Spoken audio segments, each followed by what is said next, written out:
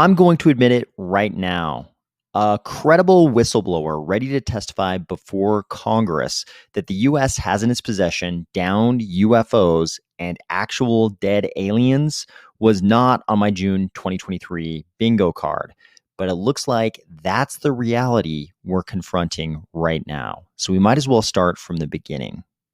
You probably noticed I'm using the old-fashioned acronym UFO as opposed to the new fashionable acronym UAP. That's because this mystery has been with us for so long, I don't think the terminology even matters. Look at this painting, The Miracle of the Snow, 1428 to 1432. Are those clouds up there or are they something else? Certainly people are speculating that these might be something else. And, you know, they might have a good point. The artist seemed very capable of drawing faces and hats and buildings and shoes and hands, and they all look like, they all look the way they should. The explanation for these disc-shaped objects in the sky is that maybe they're clouds. Maybe they are, but maybe there's something else. 1428 to 1432. Then we have a more famous image, the Madonna with Saint Giovannino, late 1400s. What is this thing up here behind the shoulder of the Madonna? Is this a cloud with sunlight coming out from behind it? Is it something else? Certainly, people have noticed this little figure over here, this man sort of, maybe looking or pointing at the object and his dog possibly barking at it. Maybe it's just a cloud, maybe something else. Here you've got a painting from the 1600s in Israel. Is this a UFO above a burning church, or is it just a rather flat cloud that doesn't look anything like the other clouds and is way too low? How about this one, the Baptism of Christ, 1710? Is that just a weird silvery disc-shaped cloud with, laser beams coming out of it, illuminating or doing something to this figure, or something else? We'll probably never know, but certainly there's, a cottage industry of sort of speculation about all these different representations of things that could be completely prosaic or could be representations of imagery of the same mystery that seems to be confronting us now. Of course, the same cottage industry doesn't need to restrict itself to the era after the 1400s. Depictions of things that sound like UAPs, could possibly be UAPs, go back even as far as the era from the 4th century to the 8th century BCE. Certain South Asian texts talk about a car or a chariot of the gods, a self-moving aerial car, sometimes serving as a seat or throne, sometimes self-moving and carrying its occupants through the air. Sometimes like a house or a palace, one kind even being 7 stories tall. So this is not a recent phenomenon. This idea of unidentified aerial phenomenon, just sort of writ large, the idea of unidentifiable aerial vehicles. This kind of mystery has been with us for a very, very long time. Fast forwarding to modern times where we have much more extensive documentation, we see a significant timeline beginning in the interwar period, specifically with the purported discovery of downcraft, in 1933 Magenta, Italy, under the government of Benito Mussolini, and that craft's subsequent capture by U.S. forces at the conclusion of World War II. Capture, transfer. We'll talk more later about how this purportedly may have happened. You probably already knew what was next. 14 years later, we had the most famous possible UFO crash in the history of humankind, Roswell. This one is very interesting because we have this either UFO crash or recovery of downed weather balloons.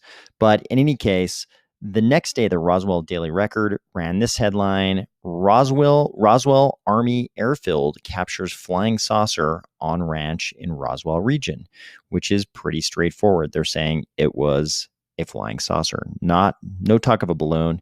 We also have some very conflicting reports from the Roswell Army Airfield itself.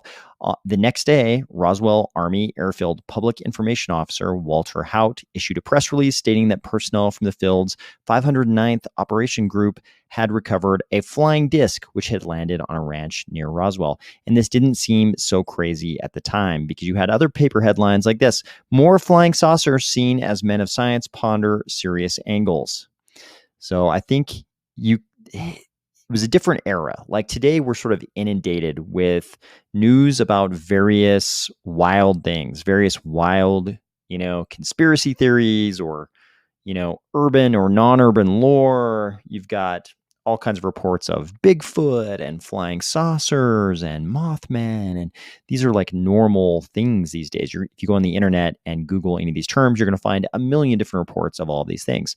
But the 1940s were a different era.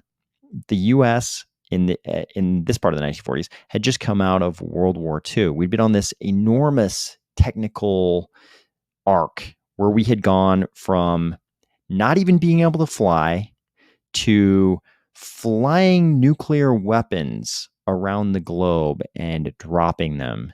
This is an astounding rate of technological progress in that sort of, half to 3/4 of a century period just prior to 1950.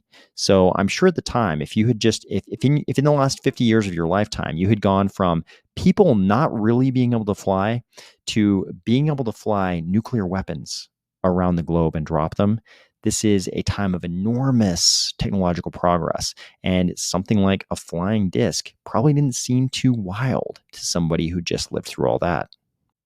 J. Allen Hynek was a scientific advisor to the Air Force on Project Blue Book and its predecessors, Project Grudge and Project Sign. Interestingly, he started out as a skeptic, but then he had a change of opinion and a turnaround on UFOs in general. Hynek began occasionally disagreeing publicly with the conclusions of Blue Book. By the early 1960s, after about a decade and a half of study, Hynek is written to have had an apparent turnaround on the UFO question, and it was an open secret. It was during the later stages of Blue Book in the 1960s that Hynek began speaking openly about his disagreements and disappointments with the Air Force. Among the cases which he openly dissented with the Air Force were the highly publicized Portage County UFO chase, in which several police officers chased a UFO for half an hour, and the encounter of Lonnie Zamora, a police officer who reported an encounter with a metallic egg-shaped aircraft near Socorro, New Mexico. It was in 1966 in Dexter, Michigan, when he came up with the swamp gas explanation for the UFO sightings of about 100 witnesses, which sort of associated Hynek's name forever in the public mind with something that looked a lot like a government resistance at best to any kind of investigation or disclosure or discussion of UFOs, and at worst, maybe even a cover-up of all kinds of information about UFOs. And it seems like Hynek's turnaround was so complete that he ended up giving a speech in 1978 on behalf of himself and Jacques Vallée, who worked with him on Project Blue Book and became a very central figure in sort of the discussion around UFOs. He ended up giving a speech at the UN. The objective of the speech was to initiate a centralized United Nations authority on UFOs. Certainly, if he had remained a skeptic, there'd be no reason to try to talk the UN into developing a centralized UN authority on UFOs. UFO reports during this period were not sporadic and isolated events. By the time Project Blue Book ended, it had collected 12,618 UFO reports. And despite the turnaround in opinion personally of Dr. Hynek, who was just a science advisor to the project, ultimately Project Blue Book stated that UFO sightings were generated as a result of a mild form of mass hysteria, individuals who fabricate such reports to perpetrate a hoax or seek publicity, psychopathological persons, or misidentification of various conventional objects. Of the over 12,000 reports, these were the real reasons, the real sources of those events, according to Project Blue Book. Obviously, their agenda was not to pursue the same kind of curiosity and open scientific exploration that somebody like a J. Allen Hynek was after. Of those over 12,000 UFO cases, one of the most notable happened at Malmstrom Air Force Base in Montana in 1967. What's significant about Malmstrom Air Force Base is that it has intercontinental ballistic missiles. And according to individuals who say they were there, including Air Force Captain Robert Salas, according to this article, what happened was a red, unidentified aerial object appeared in the sky over the base and somehow turned off something like 10 of our intercontinental ballistic missiles. This is a problem if it's 1967 and you're deep in the Cold War, when the reason the Cold War is staying cold is that the United States and the Soviet Union are experiencing a phenomenon of mutually assured destruction. Neither one can launch a hot war on the other because they both have intercontinental ballistic missiles. And if one attacks the other, they will both launch the ICBMs and everybody dies. So if the ICBMs are turned off by anything, unidentified or not, this is a huge problem for the US military. All of that happened in the 60s. Project Blue Book, like I said, was terminated in 1969. By the time the 90s rolled around, everybody kind of knew about the idea of unidentified aerial craft and aliens. All these things were sort of a part of popular culture, but it was still a very fringe topic. People who were delving very deeply into all the details around Project Blue Book, or even knew about things like Malmstrom Air Force Base, Roswell. People who got very far into these details, they were not a part of the mainstream. This is a very fringe interest area. If you wanted people to think you were really crazy in 1990, you just needed to talk about UFOs, very much in the same vein as Bigfoot, Mothman. People in 2023, if you talk about UFOs, they think you're crazy. But in 1990, they really, really thought you were crazy. Then a little TV show came along in 1993 called The X-Files, and it managed to capture the popular attention.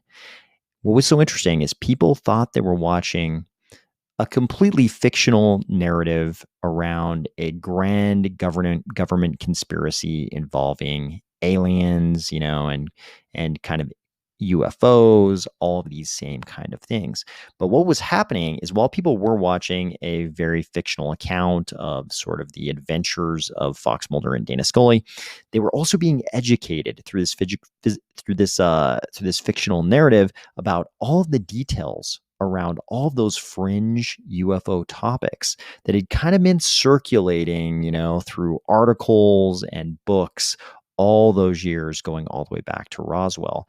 All of the little details around the UFO lore were suddenly embedded in the minds of the general public through this TV show, because this was 1993. The internet wasn't a thing like it is today. You could argue that, DARPA, net, all those things go back way before this, but the internet in 1983 wasn't like it is today. Trust me, I was there. It wasn't the same. But this show brought all that UFO stuff to the fore. And while people watching the show, were kind of like, this is kind of an interesting narrative. What if any of this was true? It was still this kind of fringe topic. A lot more people obviously were talking about UFOs and, the possibility that we're not alone. Huge increase in all of that, but it was still a pretty fringe topic.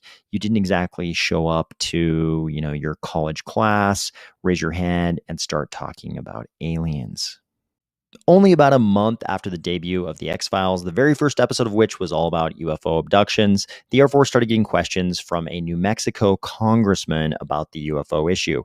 The termination, the final report of Project Blue Book, had been clear back in 1969, so the Air Force decided to once again debunk Roswell. That debunking resulted in this 1994 document out of the Air Force. Yep, you guessed it. Case closed, guys.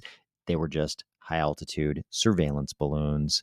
Once again, the Air Force could not get away from the balloon explanation for Roswell. All of it, The alien bodies seen, everything. It was all just debris from high altitude surveillance balloons. Okay, now let's skip ahead to this century where things start getting really interesting. November 14th, 2004, the USS Nimitz and USS Princeton incident.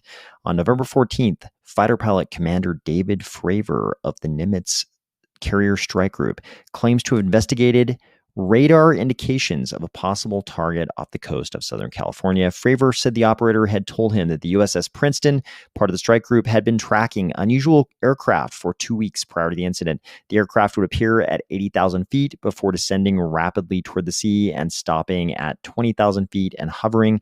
Fravor reported that he saw an object, white and oval, looked like a Tic Tac, yes, the candy, hovering above an ocean disturbance. He estimated that the object was about 40 feet long. Fravor and another pilot, Alex Dietrich, said in an interview that a total of 4 people, 2 pilots and 2 weapons systems officers in the back seat of the 2 airplanes, the 2 fighter jets, witnessed the object for about 5 minutes. Fravor says that as he spiraled down to get closer to the object ascended, mirroring the trajectory of his airplane until the object disappeared. A second wave of fighters, including pilot Lieutenant Commander Chad Underwood, took off from the Nimitz to investigate. Unlike Fravor, Underwood's fighter was equipped with an advanced infrared camera, a FLIR camera.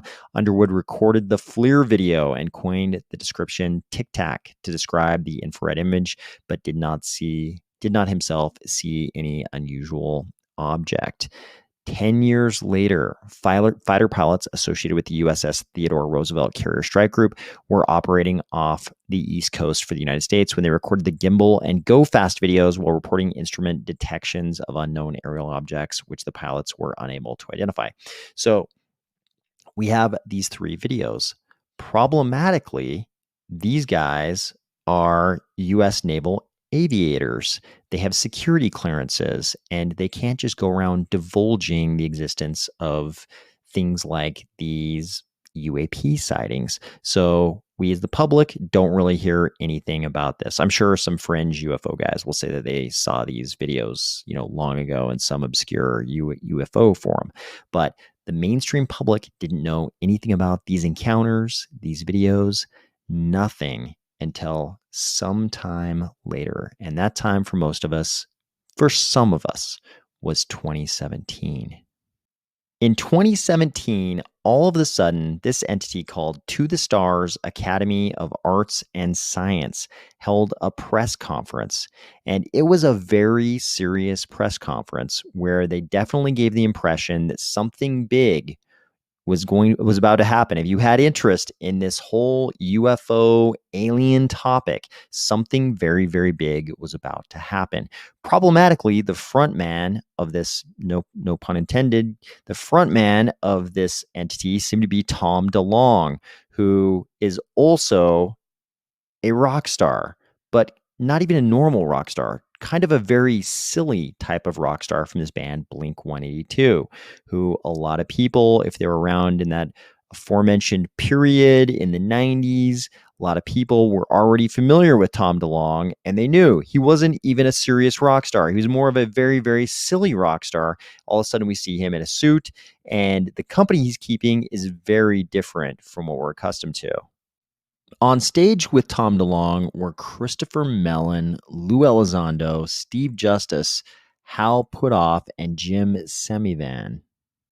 Christopher Mellon is of the famous Mellon family, and he was the staff director of the United States Senate Select Committee on Intelligence before becoming the Deputy Assistant Secretary of Defense for Intelligence under both Clinton and George W. Bush. So if somebody might know what the intelligence community might know about UAPs, it might be Christopher Mellon. Steve Justice is this guy right here. And in his bio on LinkedIn, you'll notice something kind of interesting. He has this one entry here, program director for Lockheed Martin at Palmdale, California for 33 years. That might be a little understated when you see how his current employer, Virgin Galactic, where he's a senior vice president, when you see how they describe his time at Lockheed Martin. They describe him as a legend in the Lockheed Martin Skunk Works division, He brings incredible deep leadership and engineering experience. During his career, he led numerous technology breakthrough programs and served on the teams that developed the stealth fighter, the world's first stealth attack aircraft, the YF-22A prototype for the F-22 stealth fighter, and the JASSM stealth missile. He also served as deputy program manager for Lockheed Martin's Black Swift, an innovative reusable hypersonic testbed for high-speed, high-altitude aircraft technologies.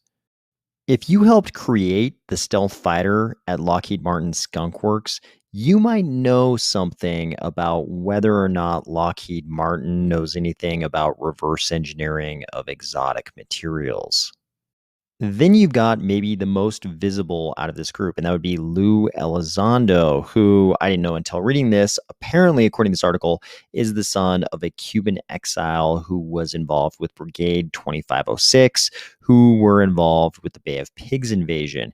But more importantly, Lou Elizondo was a military intelligence guy who, upon sort of emerging with this To the Stars press conference and all of the media that took place after this, claimed that he was a part of this program called ATIP or ATIP, the Advanced Aerospace Threat Identification Program. There was also another program called OSAP, but we won't get into all the various acronyms that change often. The important part was he claimed to be the director of ATIP. ATIP had been a program set up by Harry Reid to investigate aerial threats, including UAP.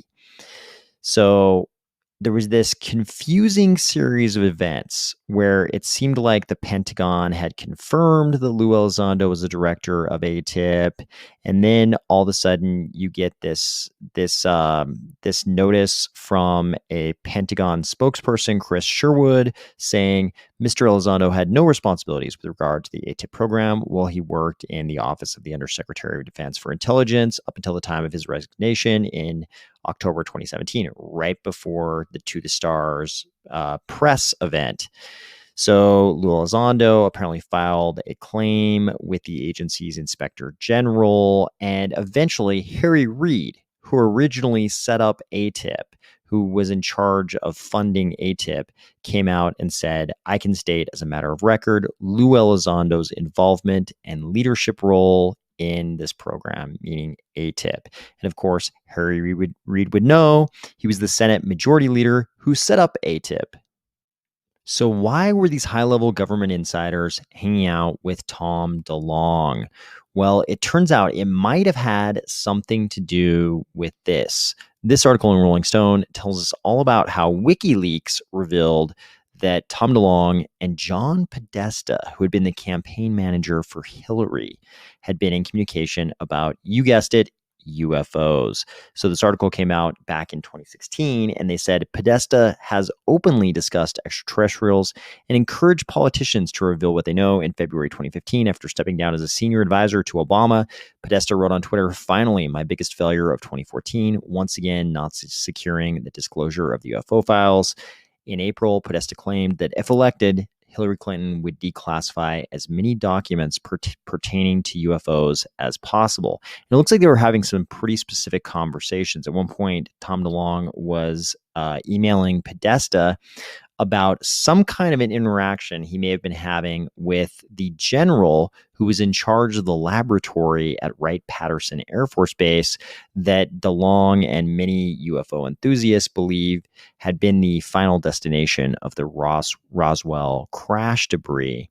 So it looks like there might have been something going on between Podesta and Tom DeLonge. Obviously, this was all going on in 2015. Obviously, with the expectation, like a lot of people in the world had, that Hillary, of course, was going to beat Trump in the election in November of 2016. That didn't happen. So I think what was going on was Tom DeLonge and Podesta connected because of their intense interest in UFOs. And somehow Tom DeLonge, he tells part of this story, at least, on the Joe Rogan podcast episode he appeared on, about how he came to know these various figures in government. But I think because he was in discussions with Podesta, And there was this expectation that Hillary was going to win, and probably there would have been some disclosure of documents related to UFOs by the Hillary administration. I think they sort of formed at least the beginnings of To the Stars based on the expectation that there was going to be this new era of openness about UFOs. And Tom DeLonge already had some kind of at least a correspondence relationship with Podesta. And so I think that may have been part of how he was able to attract these government insiders to his new organization. Obviously, if you've got the inside track with somebody like John Podesta, who would obviously play a role in a Hillary White House administration, then you could probably get a lot of things done inside government that would be attractive possibly to insiders like Christopher Mellon and Steve Justice and Lou Elizondo and all of these figures who obviously wanted UFO disclosure. So being friends with the White House certainly wouldn't hurt that. Obviously, Hillary and John Podesta's hopes were dashed by a certain orange fellow on election night. So we didn't get this, this dream of UFO disclosure, obviously shared by John Podesta and Tom DeLonge. So what did we get? It turned out they went ahead with this organization they had created. Tom DeLonge and those other government insiders, they created To the Stars Academy, and they did this press release where it was obvious they had something coming. Pretty soon after that, the same month, October 2017, Tom DeLonge appeared on the Joe Rogan Experience. And it was the kind of podcast where he said a lot of things that most people who were outside of sort of the UFO enthusiast community, who hadn't been reading all the very specific UFO forums and those kinds of things. He said a lot of things that people had never heard before that sounded completely wild. I think a lot of people just assumed that Tom DeLonge was some kind of lunatic, probably including Joe Rogan. But a lot of people did hear the podcast. And this was just kind of a warm up for something that would happen 2 months later in December, on December 16th of 2017. That was the day that a series of articles came out in the New York Times and the Washington Post discussing the UAP topic and releasing the FLIR gimbal and Go Fast videos. Simultaneously, those videos were released on the To the Stars Academy website. And reports at the time, and as far as I know, up until current, were and are that To the Stars Academy and specifically Christopher Mellon were probably involved in the declassification of those videos so that they could be published by the New York Times and the Washington Post. And obviously, this kicked off on December 16th, 2017. A lot of the fervor we've seen since then, from 2017, late 2017 up until 2023, a lot of the newfound energy around the UFO and now UAP topic is directly related to the release of these videos on this day and the journalism that was done by people like Helene Cooper, Leslie Kean, and Ralph Blumenthal. All of a sudden, there was this exponential growth in credibility around the entire topic of UAPs and, by extension, the idea that humans aren't alone in the universe. In September of 2019, the Pentagon confirmed that the 3 released videos, Gimbal, Go Fast, and FLIR, had been made by naval aviators, and that they were part of a larger issue of an increased number of training range incursions by unidentified aerial phenomena in recent years. That same year, additional videos were released from the USS Russell and the USS Omaha. All of a sudden, Tom DeLonge wasn't looking quite as crazy. In October of 2019, Commander Fravor, who had been the fighter pilot to initially observe the Tic Tac, he came on the Rogan podcast, and where Tom DeLonge 24 months earlier had seemed possibly crazy to a lot of mainstream listeners, it seemed like Commander Fravor just seemed like a very serious, sober, professional observer who had observed this Tic Tac aerial vehicle seeming to defy the laws of physics as he knew them as a fighter pilot. In December of 2020, the pendulum swung again back toward the public being exposed to some very wild propositions around this whole UAP topic. This time, courtesy of an interview with the former Israeli space security chief, Haim Eshed, who had some very wild things to say. He said that Earthlings have been in contact with extraterrestrials from a galactic federation. The UFOs have asked not to publish that they are here. Humanity is not ready yet.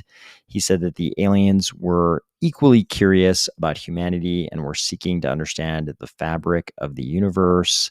There was a cooperation agreement that had been signed between species, including an underground base in the depth of Mars, where there are American astronauts and alien representatives. There was an agreement between the US government and the aliens. They signed a contract with us to do experiments here, he said. Sounds pretty dark. He also added that Trump was aware of the ET's existence and had been on the verge of revealing information, but was asked not to in order to prevent mass hysteria. They have been waiting until today for humanity to develop and reach a stage where we will understand in general what space and spaceships are, Eshed said, referring to the Galactic Federation. Truly wild stuff indeed. And of course, the same spokesperson at the Pentagon who's in charge of responding to all these kind of things declined to comment. Fast forward again to April 19th of 2023. We're now well over half a decade out from the release of those three videos, the Gimbal, Go Fast, and FLIR videos. Those have now been around for over half a decade. Everybody's seen those videos. Everybody's asking the same question. What's going on? Is this for real? Are there UFOs? Are there aliens? Are we alone? What exactly is going on? And maybe most importantly, who actually knows the answers? There must be someone either in the US government or in the US defense contracting world who knows the answers to these questions. No longer does ATIP exist. Lou Elizondo's old organization set up by Harry Reid, at least the funding set up by Harry Reid. Now we've got AARO, AARO, which is the All Domain Anomaly Resolution Office. And the director of that office is Dr. Kirkpatrick here. On April 19th, 2023, there was a hearing with Dr. Kirkpatrick before the Subcommittee on Emerging Threats and Capabilities of the Senate Armed Forces Committee. This subcommittee is chaired by Senator Gillibrand, who seems to be a very open-minded senator on a lot of different topics, but especially on this UAP topic. So they had this hearing with Dr. Kirkpatrick. And AARO's job is similar to the job of ATIP.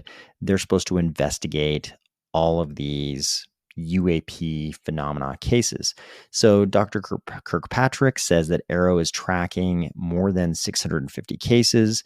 About half of them are interesting. The other half can sort of be chalked up to prosaic, uninteresting, mundane, causes. But maybe most importantly, he says there is no credible evidence of ET activity, off-world technology, or objects that defy known physics. He also shows a video taken by a Reaper drone of a metallic sphere cruising at high speed over an Iraqi war zone. So obviously the Senator Gillibrand, seemed to be a little underwhelmed or maybe even frustrated by Dr. Kirkpatrick's report.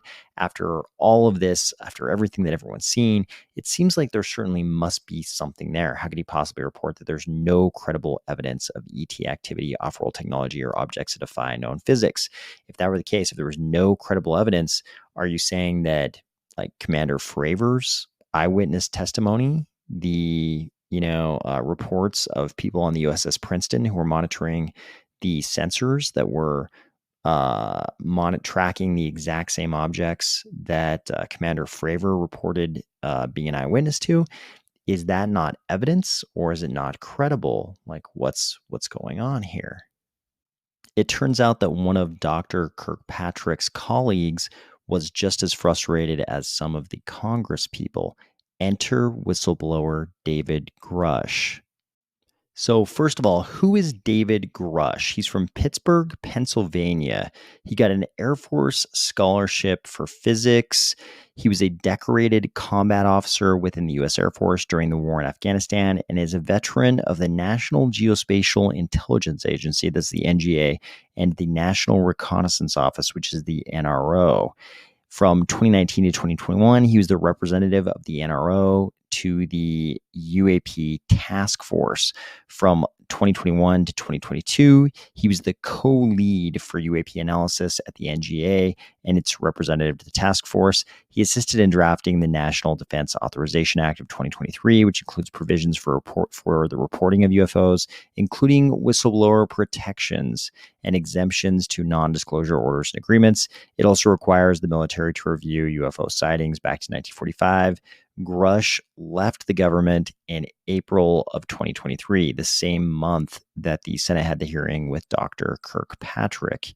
So in 2021, June, while serving with the NRO as a representative to the UAP task force, Grusch filed a whistleblower complaint with the Intelligence Community Inspector General. He maintained that UFO-related classified information had been withheld and or concealed from Congress by elements of the intelligence community to purposely and intentionally thwart legitimate congressional oversight of the UAP program.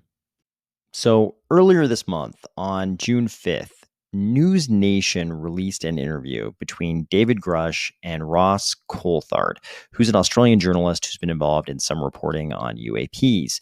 And in this interview, he lays out some pretty shocking accusations. So we're just going to go through everything he said, and then we'll talk about the reaction to some of these things. And just from the outset, you can be aware he's not claiming to have seen any UFOs or any dead aliens, but he's going to make some claims about both of those things. So the first primary claim he's making is that the U.S. has a craft retrieval program, and many intelligence officers have told him about this program. The UAP task force was not actually read into this program to retrieve these craft. Grusch doesn't like to call them extraterrestrial craft or off-world craft because he doesn't actually know if they're off-world or they're interdimensional. Remember, he had an Air Force scholarship for physics. He's actually a physicist, and he thinks there's some quantum mechanics possibilities of some interdimensionality of these craft. So he doesn't like to call them spacecraft or extraterrestrial craft because he believes they might not even be from off Earth. They might be from Earth, or there might be some quantum mechanics interdimensionality going on here. So he says when he started, he was a non-believer physicist, but multiple people he didn't know kept telling him the same thing.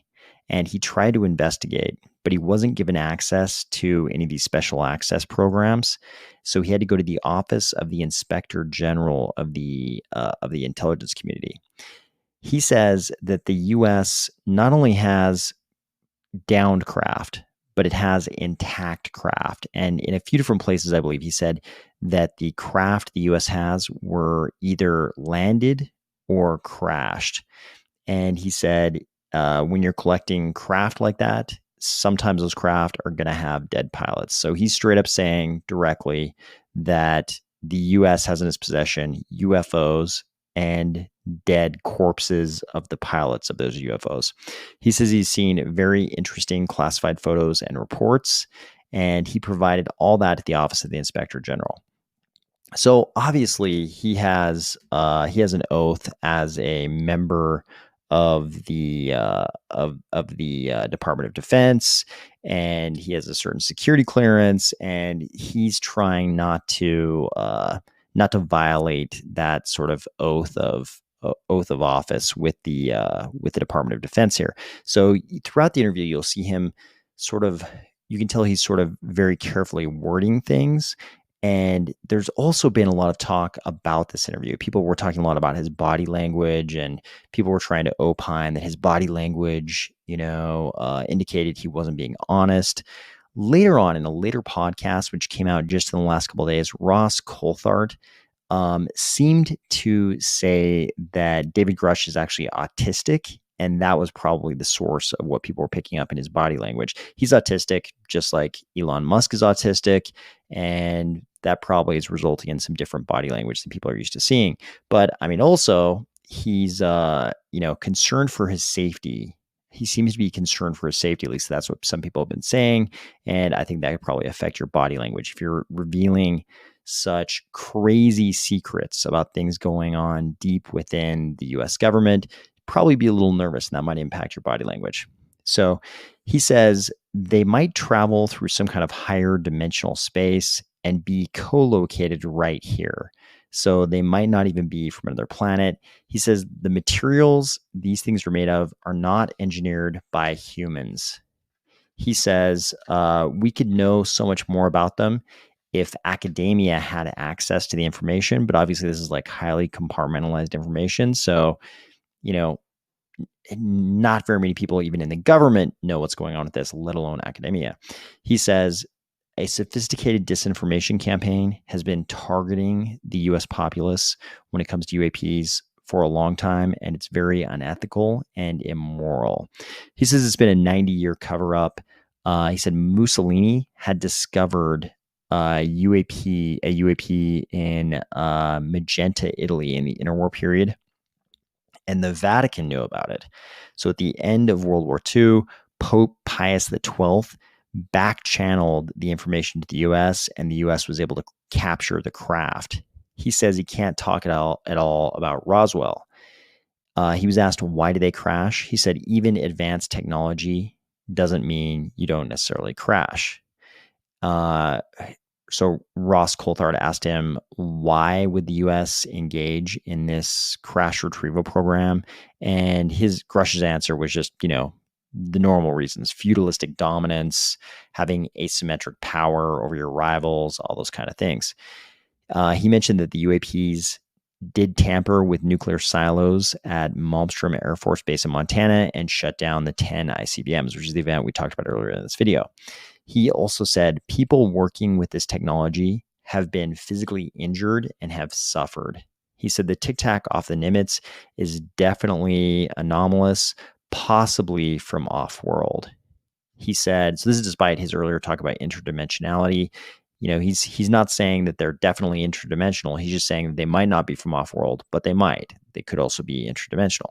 He says there are many videos beyond those initial three, Go Fast, FLIR, and Gimbal, that have not been released, and that they are very concerning. So this is what we've kind of heard universally from people like Lou Elizondo, that there are many more videos than the ones that have been released to us, and that some of them are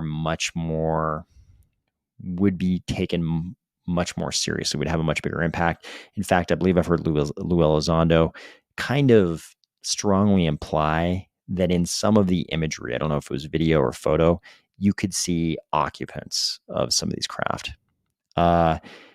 So Grusch says he's heard reports of UAPs the size of football fields. So he keeps saying he's heard reports because he's an investigator in the UAP task force. So his job is to go and investigate. So he's relating what he's heard from the people he encountered, probably within the military or the intelligence community during his investigations. He said, as part of this crash retrieval program, one defense contractor is storing the alien craft. The government lets them look at it and then sell the results back to the government. So what he's saying is the government is providing these alien craft to these contractors.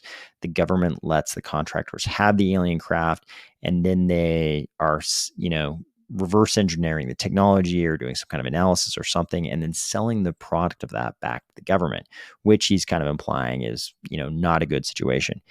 He says he's known Dr. Kirkpatrick, the director of AARO, for 8 years. He shared these concerns with him, and Dr. Kirkpatrick didn't follow up. He says the American public has been lied to over the years, and he hopes it ends. He says there's been malevolent activity from these, he doesn't like to call them aliens, but he calls them non-human intelligence. He doesn't want to call them aliens for the same reason he doesn't want to call the craft off-world craft, because he doesn't really know where they're from. He says there have been incidents where we try to take down craft, and he implied that there are methods, that the US government has methods to take down craft. He even went as far as to say that the aliens have murdered humans. Ross Coulthard directly asked him, "Are you saying that the aliens have murdered humans?" He says that seems to be the case. He said, "Our adversaries also have craft retrieval programs. It's a Cold War. Russia and China don't talk about it for the same reasons as us, so as not to destabilize society." He was asked, "Are there agreements between the US and the aliens?" He says he would also like to know the details of that. He says, nuclear treaties between the US and Russia contain provisions to notify each other of unidentified objects approaching nuclear facilities. He's heard reports that people have been murdered to protect secrets related to this UAP crash retrieval program, or this whole regime of dealing with UAPs in general. He says something like some very un-American things. He's heard of some very un-American things happening. He says he's whistleblowing because he thinks it's outrageous. He's not a disgruntled employee. He resigned so that he could be a whistleblower. He knows he's doing it at great personal risk. And he says he took 4 years. He took 4 years investigating this topic to be absolutely sure that this was real and not just disinformation or somehow otherwise false. He was asked, why hasn't this previously leaked? He says it has. It was just obscured by a very successful disinformation campaign. The Inspector General found his complaints to be urgent and credible. And he says there are tens or hundreds of individuals who have access to all this information and also want change. He says he's willing to talk to anyone in Washington who has the right clearance, and that the non-human intelligence, whatever it is, has watched humans engaged in war and genocide, and they seem to have done nothing. So the best case would be that they're neutral on us humans. So obviously those are some pretty wild claims. How has this been received? So this news was sort of broken in the airing of the interview with Ross Coulthard, and also in a text article written by Leslie Kean and Ralph Blumenthal, who again were the same reporters from that initial 2017 article in the New York Times that revealed the existence of ATIP. So Leslie Kean, in sort of researching this article, she talked to a retired Army colonel who was also on the UFO task force. That would be Colonel Carl Nell, and Nell said that David Grusch is beyond reproach, and that Nell supported Grusch's claim that the U.S. was engaged in ongoing competition with other countries to identify UFO crashes or landings and retrieve the material for exploitation and reverse engineering. She also talked to someone who apparently wanted to stay anonymous. She refers to him by the pseudonym Jonathan Gray. This person apparently is someone in the intelligence community, a current U.S. intelligence official at the National Air and Space Intelligence Center. And according to that person, the non-human intelligence phenomenon is real. We are not alone. This is a global phenomenon, and yet a global solution continues to elude us. That was a quote she got from this person. So it sounds like there is a certain amount of credibility to Grusch based on the people who've worked with him at the UFO task force before, and just based on the way the Office of the Inspector General of the Intelligence Community has responded to his complaints he's filed. Then we have the response of Congress, which in some ways is even more interesting. So apparently there's going to be a hearing centered on these claims made by Grusch.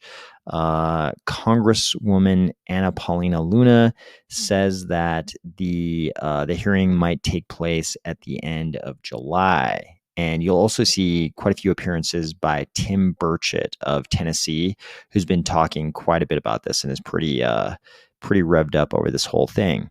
Some of the more interesting sort of comments on the actual content of Grusch's claim have come from people like Senator Josh Hawley. He said, "I'm not surprised necessarily by these latest allegations because it sounds pretty close to what they kind of grudgingly admitted to us in the briefing." And I believe here he's talking about a classified briefing.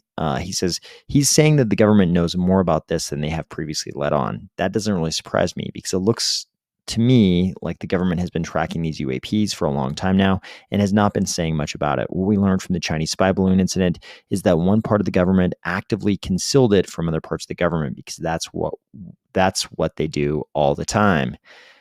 Senator Marco Rubio stated in an interview just earlier today, again with News Nation, that additional whistleblowers had come forward to Congress who have firsthand knowledge or have firsthand claims like those which Grusch alleges. Rubio added, "Some are public figures, and you've heard from them in the past. Others, have not shared publicly. So we're trying to gather as much of that information as we can." So this is an interesting distinction. Grusch is reporting what he learned through his investigations. Grusch, again, is not saying that he has laid eyes or touched any kind of a craft or seen any kind of a corpse of any sort of dead alien. But here, Marco Rubio is talking about whistleblowers who've come forward who have firsthand knowledge or have firsthand claims. And it sounds like they're consistent with what Grusch is alleging. But on the topic of whistleblowers and people who have firsthand claims. So aside from this possible hearing in the House, what else will be the fallout from these Grusch claims? Well, remember when I said that Senator Gillibrand seemed to be very interested in these UAP related topics? Well, it turns out she's the wrong person to get very interested in this if you don't want the Senate to get very busy, because she sits on both the Armed Services Committee as the chair of the Emerging Threats and Capabilities Subcommittee, as well as being on the Senate Select Committee on Intelligence. And this has allowed her to be involved in a couple of different things. So it turns out in the new fiscal year 2024 Intelligence Authorization Act, there's been a markup of the bill to add a whole bunch of UAP language. So this does a few different things. It requires any U.S.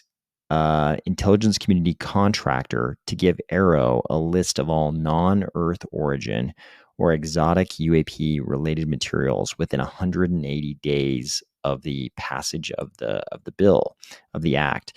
AARO must then notify certain members of Congress within 30 days, and there will be a safe harbor guaranteeing no criminal or civil actions for anyone providing a list of such materials. So pretty much anybody who's a contractor to the intelligence community, if they have any kind of non-Earth origin or exotic unidentified UAP material, they need to tell AARO, and AARO needs to tell Congress. So in addition to this, they're also banning funding for any program that has not been formally, this is any special access program related to UAPs that has not been formally, officially, explicitly, and specifically described, explained, and justified to the appropriate committees of Congress, congressional leadership, and the director of AARO. So this is pretty serious. She's threatening to pull the funding for any special access program that hasn't been very, very specifically subjected to congressional oversight. Like I said, Gillibrand is also a member of the Armed Services Committee, and she said she would seek to add language to the fiscal year 2024 National Defense Authorization Act, also cutting off funding for any special access programs that aren't properly reported. So she's basically seeking to hamstring the funding of any program either in the intelligence community or in the military that has to do with UAPs that's not subjected to appropriate congressional oversight. How are our allies responding to all this? You might be interested in this letter, which was released by George Knapp and Jeremy Corbell. This letter, it was just barely released, but it looks like it's from back on March 22nd of 2023, and it appears to be from Member of Parliament Larry Maguire and addressed to National Defense Minister Anand of Canada. It says, "It has come to my attention through meetings with American officials that the United States Senate Select Committee on Intelligence and Senate Committee on Armed Services have been undertaking in-camera hearings with government and military subject matter experts on the recovery and exploitation of physical material from UAPs. I am concerned that expected upcoming public announcements will be coordinated, which could damage Canada's credibility with our allies and the Canadian public on the global stage. It is imperative the government of Canada have a communications plan to respond to these upcoming public revelations that will stem from these American FMPs. As Minister of National Defense, you may not be aware Defense Research and Development Canada has participated in efforts to analyze UAP, which is publicly traceable to circa 1950. That'd be just after Roswell. This recovered foreign material is studied through the Five Eyes Foreign Material Program, which in Canada is sponsored by the Canadian Forces Intelligence Command, aligned with several intelligence sharing arrangements and treaties."